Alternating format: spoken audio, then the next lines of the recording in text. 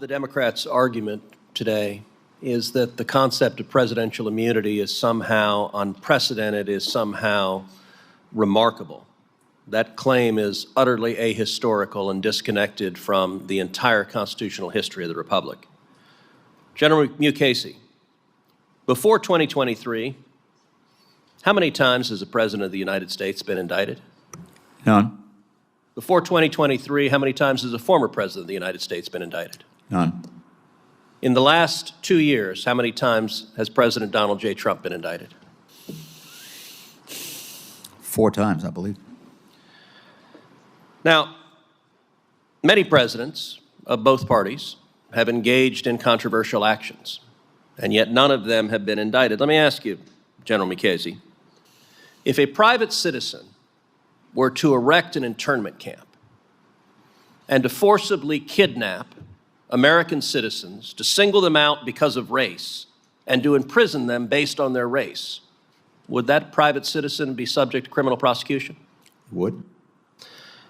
When President Franklin Delano Roosevelt did the exact same thing and erected Japanese internment camps, was FDR prosecuted? He was not.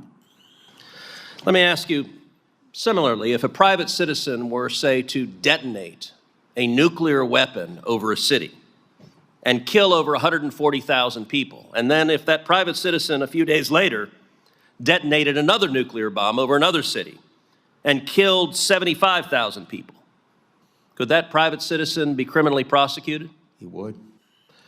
Was President Harry Truman prosecuted for detonating nuclear weapons over Hiroshima and Nagasaki? He was not. All right, how about this? If a private citizen launched a weaponized drone and killed a United States citizen, could that private citizen be criminally prosecuted? He would. Was President Barack Obama criminally prosecuted when he killed United States citizens using drones without notice and without due process? He was not.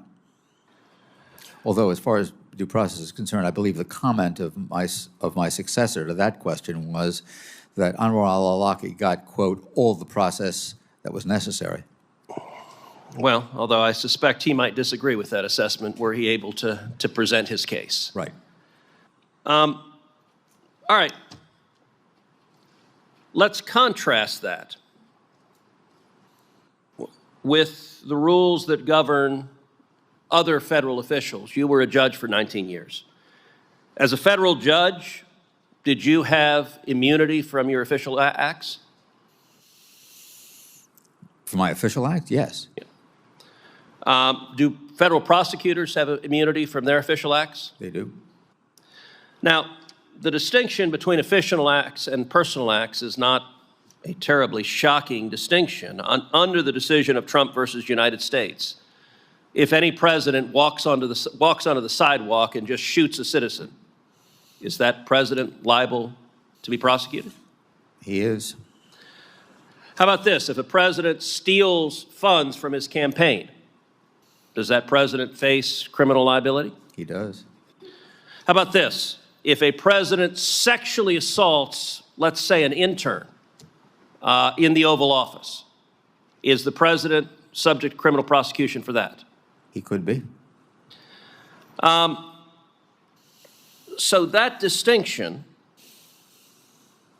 again, is not a shocking distinction. The Founding Fathers vested the executive power in a single president of the United States.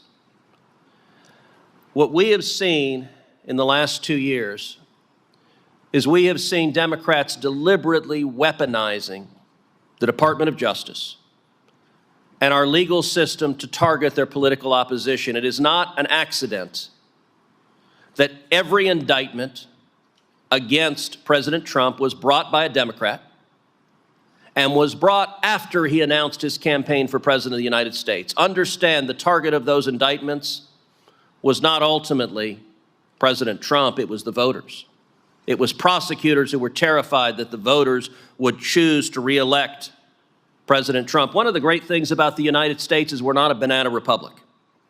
Since 2000, the nation of Pakistan has had 6 former prime ministers prosecuted and convicted. Brazil has had 3 former presidents arrested and imprisoned. Last year, Nicaraguan President Daniel Ortega arrested, charged, and imprisoned 40 political opponents.